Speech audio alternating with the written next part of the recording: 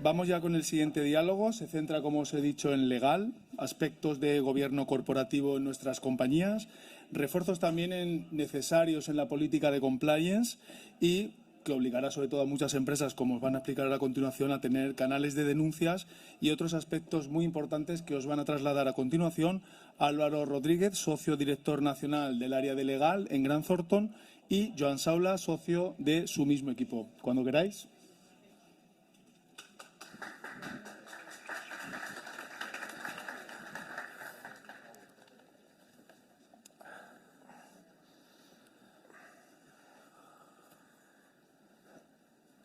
Bueno, hola a todos, gracias por venir a esta jornada. Un placer y nada. Para hablar de los aspectos mercantiles y de las novedades mercantiles más significativas para el 2023, en media hora, que yo creo que lo importante es dar un flash de lo que es más significativo, creo que sin duda el tema más relevante es la ley conocida como Ley de Canal de Denuncias o de Protección del Denunciante, ¿vale? Que es una ley que esta semana está siendo tramitada en el Senado, con lo cual, a la que salga del Senado se está tramitando por la vía de procedimiento urgente y con lo cual, dentro del mes de febrero, lo más probable es que ya entre en vigor, ¿vale? Entonces, esta norma afecta de forma muy clara a las pequeñas y medianas empresas, ¿vale? Y lo hemos querido enfocar o explicarlo un poco desde el punto del gobierno corporativo y de la responsabilidad en materia de gobierno corporativo, ¿vale? Por eso, Álvaro, yo te quería preguntar, en el tema del gobierno corporativo normalmente se asocia mucho a la gran empresa y a las empresas cotizadas, ¿vale? Pero desde el punto de vista de la mediana y pequeña empresa, ¿cómo veríamos el tema del gobierno corporativo o la responsabilidad en materia de gobierno corporativo y la obligación de implantar una estructura de compliance en las empresas más de tamaño mediano pequeño? Bien, buenos días a todos. Muchas gracias por asistir. Bueno, estamos ya en la tercera ponencia y llevan ya ustedes tres con una cantidad de datos importantísimos. Voy a intentar trasladar conceptos e intentar ser lo más dinámico, práctico posible y sintético, ¿no? Es verdad que aún estoy en estado de shock después de la gran ponencia que han hecho nuestras compañeras Aurora y Alba, porque lo comentaba en el descanso con alguien, decía, los que ya tenemos una edad habíamos estudiado que el salario era la retribución por ir a trabajar, y lo que estamos viendo es que el salario es la retribución por quedarte en casa acompañando a un enfermo o a un amigo, por llevar gafas o por tener un permiso hasta que el niño hace la comunión, ¿no? Entonces, no me quiero reír de esos temas, porque es cierto que hay que igualarlo, pero como decía Aurora, quizá nos hemos pasado de madre, ¿no? Vamos a intentar centrarnos en un tema que quizás es más objetivo, ¿no? y que es más también relevante por sí, ¿no? Sí, como decías, Joana, la primera pregunta, ¿no? Es cierto que estamos asociando siempre el gobierno corporativo a las sociedades cotizadas, ¿no? Y esto no es así. Esto no es así porque no solo debe aplicarse a las sociedades cotizadas, sino que en muchos casos se aplica también a las no cotizadas y en otros muchos es recomendable que así sea, ¿no? Si partimos de un concepto familiar, o de un concepto que sea entendible por todos, de lo que es el gobierno corporativo, ¿no? Como el conjunto de normas, procedimientos, directrices, recomendaciones que regulan la toma de decisiones, ¿no? Respecto a la relación entre la sociedad, sus accionistas, trabajadores, miembros del órgano directivo, proveedores, clientes y, en general, stakeholders, ¿no? Y que todo esto con el ánimo de crear valor y con el ánimo de lograr una sostenibilidad a largo plazo, obviamente todos por sentido común deducimos que esto no es solo para empresas cotizadas, ¿no? Que el gobierno corporativo es para todo tipo de compañías y en unos casos como medida imperativa, en otros casos como medida recomendable, pero todos en una u otra medida están sujetos al gobierno corporativo, ¿no? Las normas de gobierno corporativo se dividen en normas que llamamos en términos anglosajones hard law y soft law, ¿no? Aquellas normas que son imperativas y que éstas sí que se aplican en su gran parte a empresas cotizadas, pero también hay otras que se aplican a todo tipo de sociedades, y las normas de soft law, que son aquellas sujetas a la autorregulación, ¿no? A los reglamentos internos, a los estatutos, etcétera.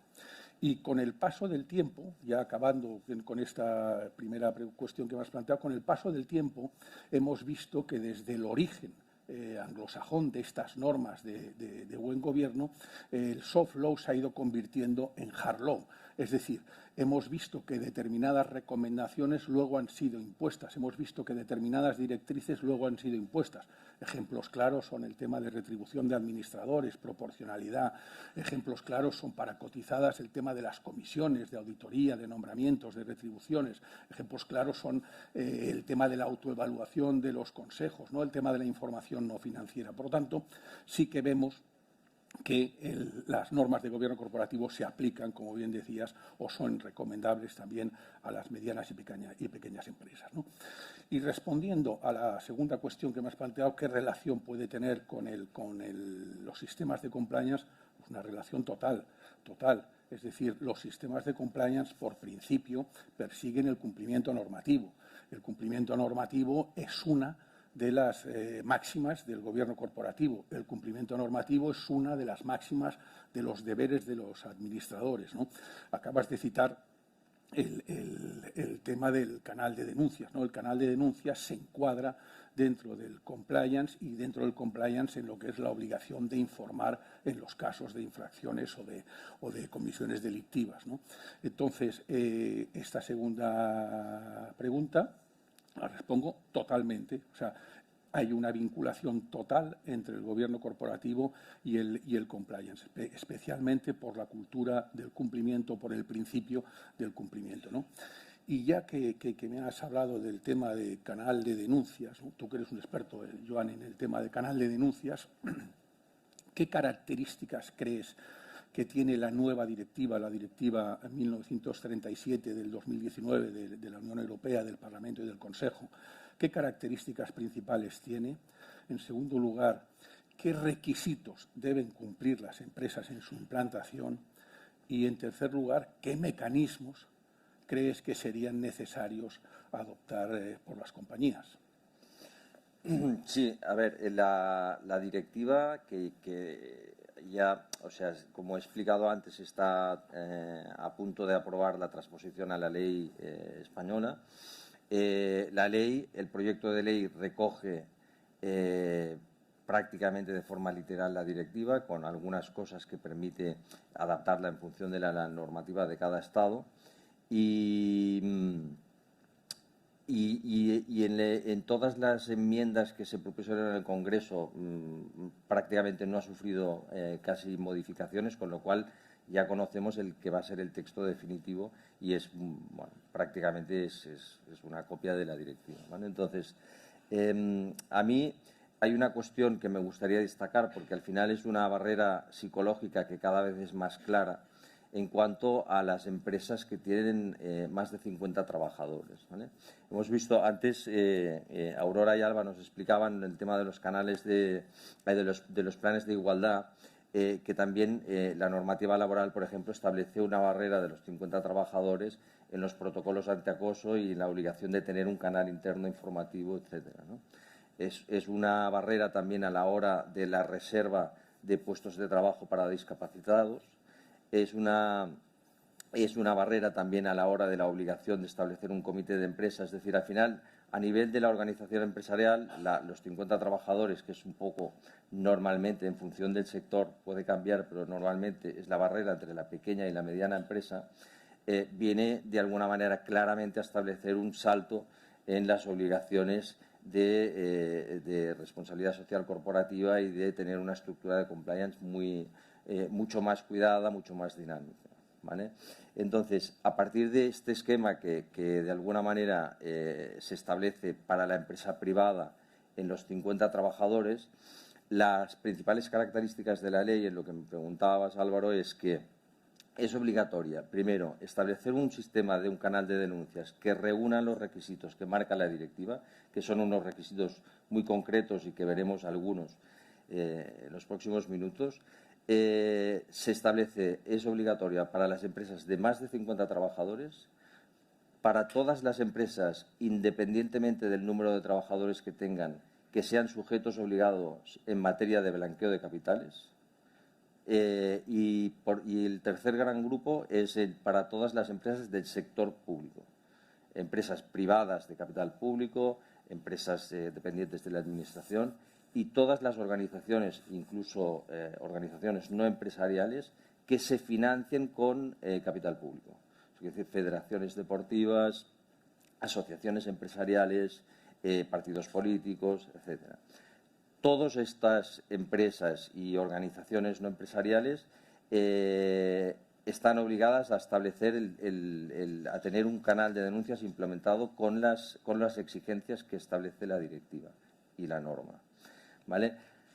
Las características son muchas, no vamos a entrar mucho en detalle de cómo se tiene que configurar el canal de denuncias, aunque sí hablaremos un poco sobre ello, pero básicamente decir que hasta ahora la obligación del compliance era una obligación genérica, una obligación de responsabilidad, pero que no tenía una consecuencia inmediata, ¿vale? Esta norma establece sanciones de hasta 1 millón de euros por no tener una estructura de canal de denuncias adecuada y que funcione eficazmente, ¿vale? Y además establece la obligación de que se establecerá cuando se apruebe de que las empresas de más de 250 trabajadores lo implanten en el plazo de 3 meses y las de menos de 250 y más de 50 durante todo el año 2003, antes del 31 de diciembre.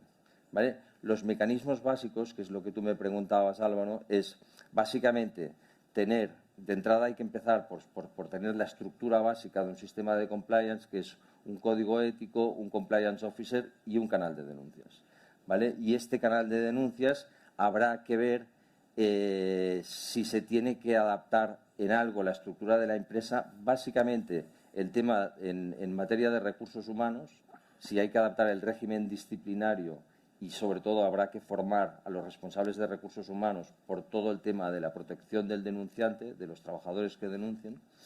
Habrá que revisar el entorno de protección de datos, porque una de las consecuencias de la norma que obliga a tener un canal de denuncias es que te obligará también a tener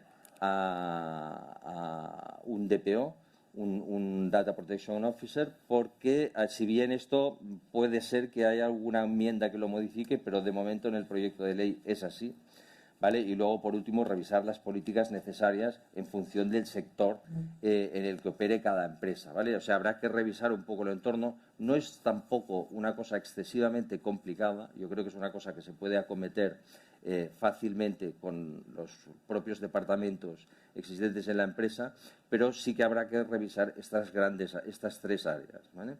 Entonces, sí que un poco a colación con esto, me gustaría, Álvaro, tú que dominas tanto el tema, me gustaría que nos explicases desde el punto de vista de la responsabilidad precisamente de los administradores cómo se encaja la obligación de implementar estos sistemas de compliance o control. Bien. La respuesta no es sencilla o corta, pero sencilla quizás sí, pero corta no. Voy a intentar resumirlo y, como he hecho antes, utilizando un lenguaje que sea más entendible para personal que no sea del ámbito jurídico, ¿no? Tiene una especial relevancia en el tema de la responsabilidad de los administradores, ¿no? En términos generales, pensemos que esta responsabilidad se basa en el deber de diligencia, en el deber de lealtad y en intentar evitar los conflictos de interés, ¿no? Entonces, el deber de diligencia, también acotándolo al tema que estamos hablando, el deber de diligencia requiere profesionalidad, transparencia, información, dedicación y, sobre todo, control de riesgos.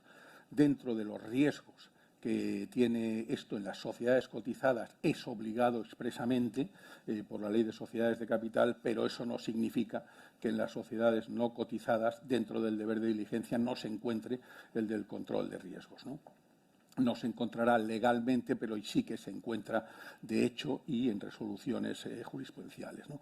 El control de riesgos, ¿no? El control de riesgos, a lo que nos afecta y para lo que preguntas, pues son riesgos de negocio, riesgos de mercado, riesgos legales, riesgos tributarios y riesgos penales, ¿no?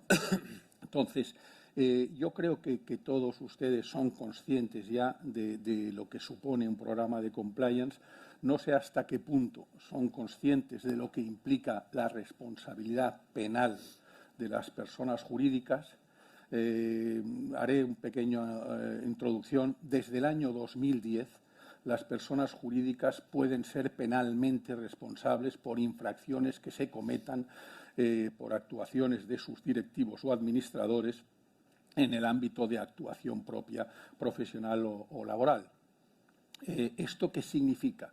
Que hasta entonces, y especialmente con la modificación del año 2015, hasta entonces en España imperaba el principio de que las sociedades no podían delinquir. En latín, societas delinquere non potes, ¿no? Esto, ¿por qué? Pues precisamente porque eran entes impersonales, eran entes abstractos. No ibas a enviar a la cárcel a una sociedad porque no podía entrar la escritura de constitución en la cárcel, ¿no? Porque era lo que representaba a esa sociedad, hablando en términos jocosos, ¿no? Pero desde entonces, desde el 2010 y especialmente el 2015, sí que las sociedades pueden ser condenadas penalmente. Como he dicho, ¿por qué? Por la falta de supervisión o lo que se llama delito corporativo, la falta de la eficacia de la estructura, la falta de supervisión de quienes son sus responsables sobre los que tienen debajo o de quienes son los responsables de supervisar al órgano de administración, ¿no? Entonces, esto, para no dormirles y no utilizar un elenco de todas lo que son las infracciones que pueden dar lugar a esto, imagino que entre nuestros asistentes no hay nadie cuya empresa se dedique al tráfico de órganos, a la prostitución o al trata de blancas. Pero sí que es verdad que en todo lo demás, muchas de las infracciones que ahora os comentaré, sí que se encuentran en el ámbito de la actividad habitual de una compañía, ¿no? Infracciones penales en materia de delitos contra la seguridad social, delitos contra la hacienda pública, delitos informáticos, daños informáticos, cohecho, blanqueo de capitales, financiación del terrorismo, delitos de propiedad industrial, propiedad intelectual, delitos contra los consumidores, estafas. Todo esto puede entrar en el ámbito de la actuación de los directivos y de los administradores, ¿no? Entonces, ¿qué medidas tenemos para evitar o limitar la responsabilidad penal? El tener programas de prevención y detección de delitos, el tener programas de cumplimiento que sean eficaces. ¿Qué determina la ley de sociedad del Código Penal? Pues que sean eficaces, que tengan un mecanismo de funcionamiento y control atribuido a un órgano autónomo, que se le dote los recursos necesarios, que detecte o que prevea los delitos que pueden ser derivados de la actividad propia de la compañía, que sancione esa comisión de esos delitos y después que se adecúe a las circunstancias de cada momento, ¿no?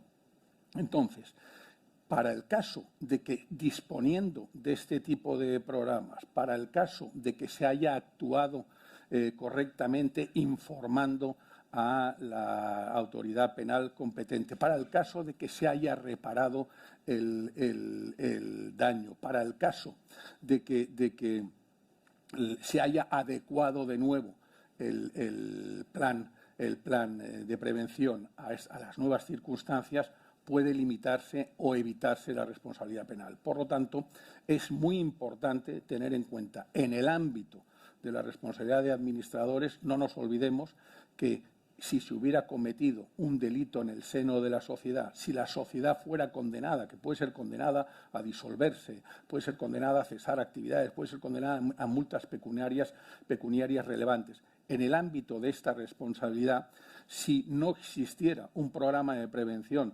de delitos, podría imputarse a los administradores un deber de negligencia si eso hubiera podido evitarse con una simple control de los procesos, ¿no?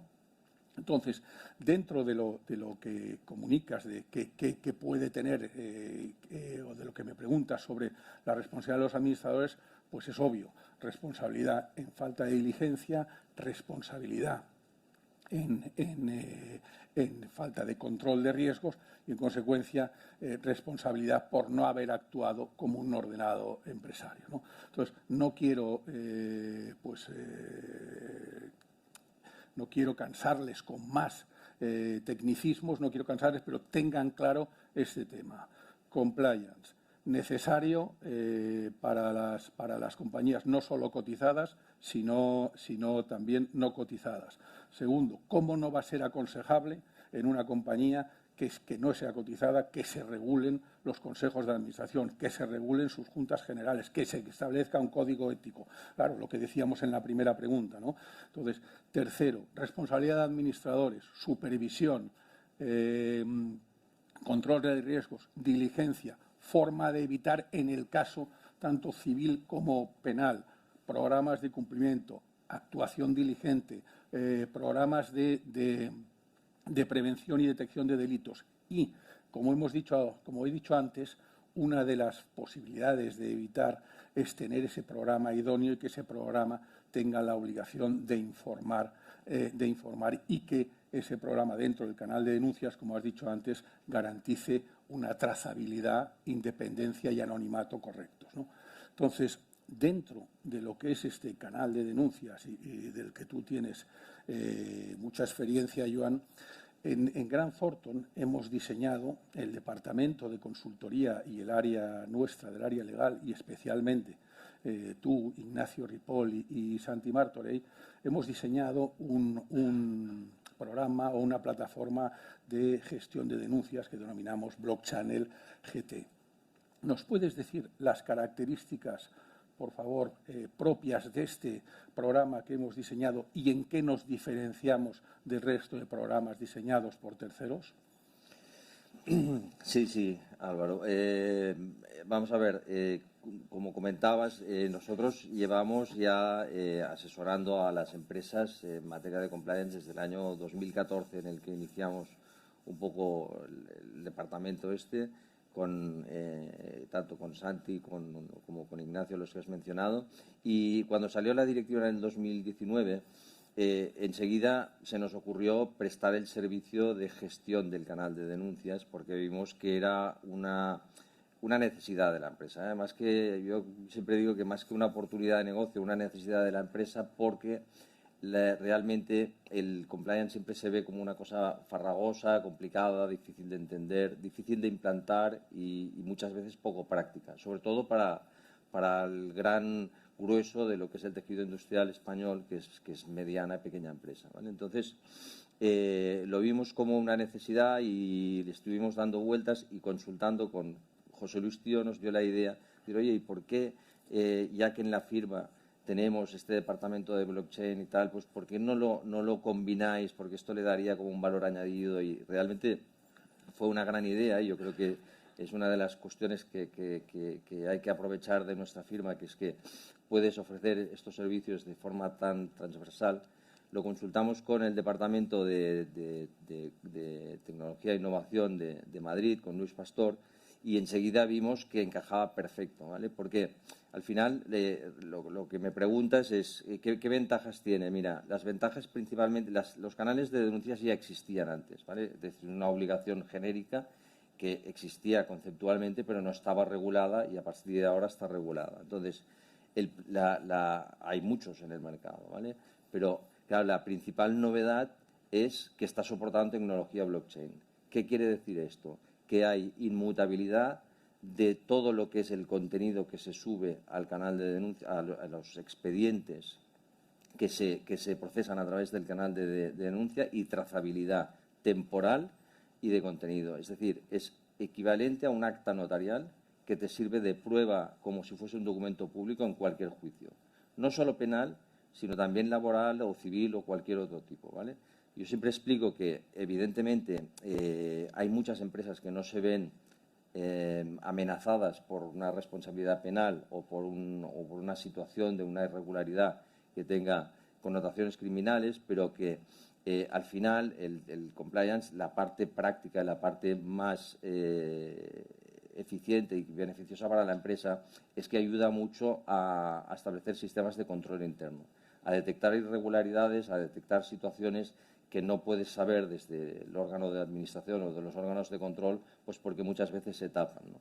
Y entonces esto lo que ayuda es que a que se detecten este tipo de situaciones y, por ejemplo, refuerza mucho, puede ayudar mucho en procedimientos de despido a la hora de documentar todo el procedimiento que se ha seguido hasta despedir a esa persona, ¿vale? Entonces, lo primero, el blockchain sin duda le da una fiabilidad y una eficacia absoluta, o sea, no se puede manipular el expediente, con lo cual quedas fuera de cualquier duda de que pueda haber habido una manipulación. Lo segundo es que es una herramienta que permite externalizar la gestión de este canal, y externalizar la gestión de este canal, que es decir, que la hacemos nosotros mismos. Esto es un sitio que se instala en la web en una forma visible y que cuando la gente está debidamente informada, trabajadores, proveedores, socios, administradores, colaboradores, los stakeholders a los que hacía referencia antes, todo el mundo conoce el canal por el que puede llegar a informar de una situación que considera que la empresa tiene que saber, de forma absolutamente confidencial y anónima. Esta externalización, a su vez, da pie como a la tercera gran característica, que es la independencia. O sea, al final, el que lo gestiones desde dentro, de alguna manera, está bien y es necesario, pero yo creo que necesitas también el apoyo de una gestión externa para que esa gestión sea lo máximo objetiva posible y que sea totalmente independiente y fuera de las presiones que puedan haber internamente en la compañía, ¿vale? Yo creo que esto es una gran bondad, ¿no? Entonces, la simplicidad en el fondo de la herramienta, que es un simple link en una web y que lo que requiere es que se informe a todo el entorno de su funcionamiento y que se establezca el proceso de la tramitación de las denuncias, en realidad lo hace bastante fácil de implantar, ¿vale? Entonces, y por último, aunque la herramienta aparentemente es como una herramienta sencilla, porque es un simple link en el que entras, entonces tienes un cuadro, digamos, de operativo, interactivo y que es bastante intuitivo, en realidad es una herramienta que llevamos 2 años desarrollando, que técnicamente es bastante compleja, que para garantizar la independencia, la confidencialidad incluso el anonimato para el que quiera denunciar anónimamente, pues tiene unos sistemas de encriptación de las IPs, etcétera, es decir, que está muy pensada para que cumpla exactamente con la normativa europea, ¿vale? Entonces, bueno, yo creo que es una herramienta muy, pues muy flexible, de alguna manera, que se puede implantar sin tener en cuenta o sin la necesidad de implantar sistemas de gestión que puedan entorpecer el que la empresa ya tiene, y que de alguna manera creemos que podrá ser muy útil para las empresas, ¿vale? Una pregunta, perdona, Joan. Has comentado, comentando las características del canal de denuncias brevemente, porque estamos ya cerca. Dado que el canal de denuncias protege la denuncia por parte de terceros o de internos en la compañía de determinadas infracciones que coinciden en gran parte con las que son objeto de la responsabilidad penal de las personas jurídicas. En el ámbito penal son penales, pero en el ámbito del canal de denuncias pueden ser infracciones de orden tributario, pueden ser infracciones de orden administrativo, pueden ser infracciones penales o infracciones mercantiles. No necesariamente han de ser penales. ¿Tú crees que es recomendable o posible que quien ostente la gestión del canal de denuncias pueda ostentar también la defensa de la compañía ante un procedimiento en el que se le acuse por responsabilidad penal? A ver, la norma no establece una limitación al respecto, es decir, que la norma no dice expresamente decir que el gestor del canal de denuncias no podrá ser, pero obviamente yo creo que desde el punto de vista de, sobre todo de los abogados, creo que no es lo aconsejable, ¿no? Yo creo que precisamente el que gestiona el canal tiene que tener una cierta independencia y no estar condicionado por a lo mejor la preparación de la defensa posterior de la empresa, ¿no? O sea, yo creo que la directiva en realidad se le llama de canal de denuncias, pero se llama de protección del denunciante. O sea, esto es lo que hace es crear un marco de seguridad que dé, especialmente a los empleados, pero a todos los stakeholders en general, una seguridad de que si denuncia no le va a pasar nada, ¿no? Entonces, creo que tiene que dar confianza y que el que gestiona sea totalmente independiente. Luego, si va a llevar la defensa, evidentemente podría estar condicionado y creo que, por supuesto, que no es lo más aconsejable.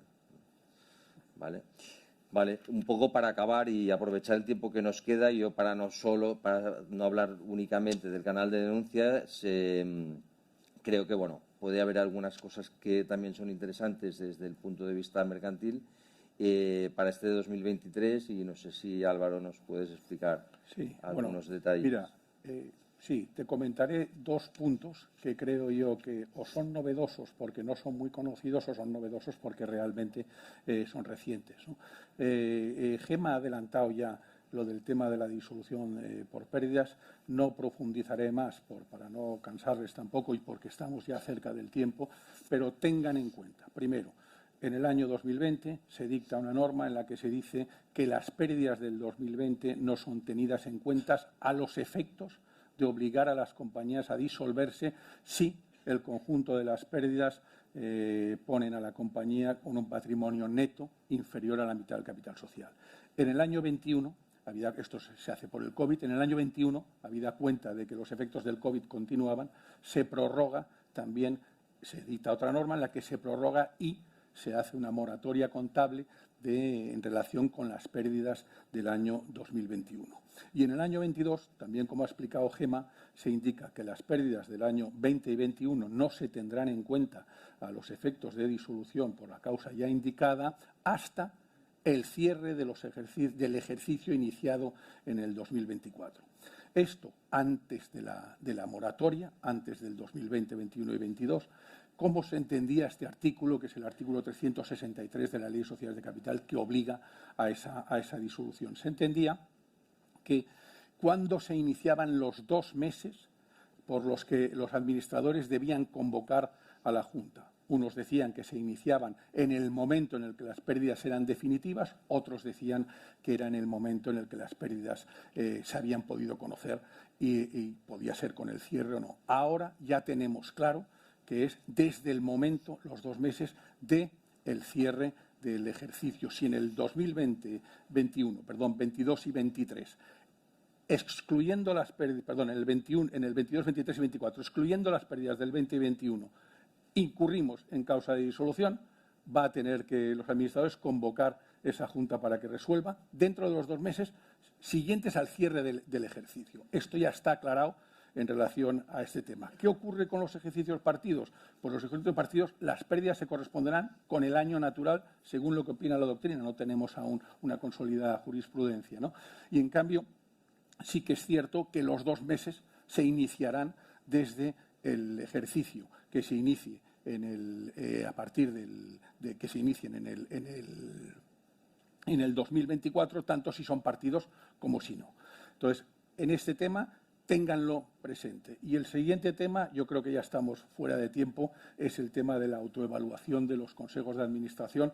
Es un tema que es recomendable, como he dicho al inicio, porque es norma que solo es obligada para las sociedades cotizadas, pero es recomendable que los consejos de administración se autoevalúen cada año, ¿no? Y que esa autoevaluación, en cuanto a comisiones, en cuanto a directivos, en cuanto a consejeros, en cuanto a juntas, en cuanto a funcionamiento del consejo, esa autoevaluación sea auxiliada por un consultor externo. Por último, Joan, ¿tienes alguna recomendación final que quieras hacer relacionada con compliance o con canal de denuncias? Sí, a ver, para cerrar nuestra intervención, yo creo que hay bastantes cosas que hemos ido comentando a lo largo de esta última media hora y yo creo que hay una recomendación desde la perspectiva de nuestra como que muchas veces actuamos como asesoría jurídica externalizada de la propia empresa, ¿vale? Que al final hay una gran proliferación de normativa laboral, fiscal, mercantil, en todos los ámbitos, y yo creo que lo importante desde el punto de vista del gobierno corporativo y de la organización empresarial, para mí, para que eso sea lo máximo eficaz posible, es intentar simplificar los procesos, ¿vale? Es decir, si al final tenemos canales de denuncia para los protocolos antiacoso, para el compliance, para la protección de datos, bueno, se puede hacer todo a través de un canal. O sea, simplificar para que eso sea lo más útil posible, ¿vale? Unificar, digamos, todos esos procedimientos y intentar hacerlos lo más prácticos posible, y evitar la complejidad que al final lo que hace es caer en el desuso o en la falta de que eso de alguna manera contribuya a la mejora de la empresa, ¿vale? Entonces, este sería el principal consejo. Bien, pues con esto concluimos. Tengan en cuenta, primero, para resumir la exposición, compliance, gobierno corporativo íntimamente ligados. Gobierno corporativo no solo para sociedades cotizadas, sino también medianas y pequeñas empresas. Segundo, responsabilidad de administradores íntimamente ligada por el tema de la detección y prevención de riesgos. Cuarto, canal de denuncias obligatorio desde la directiva del Consejo y del Parlamento Europeo. Tecnología, blockchain, utilizada por Grant Thornton para garantizar trazabilidad, independencia y anonimato del denunciante.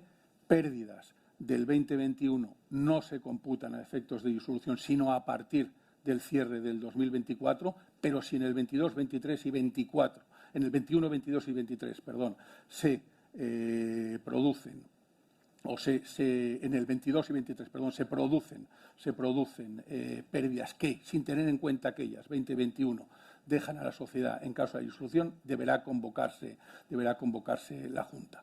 Autoevaluación de consejos, también absolutamente recomendable, y optimización de procesos, reducción de procedimientos, etcétera, también íntimamente recomendable. Recomendable. Con esto concluimos la sesión.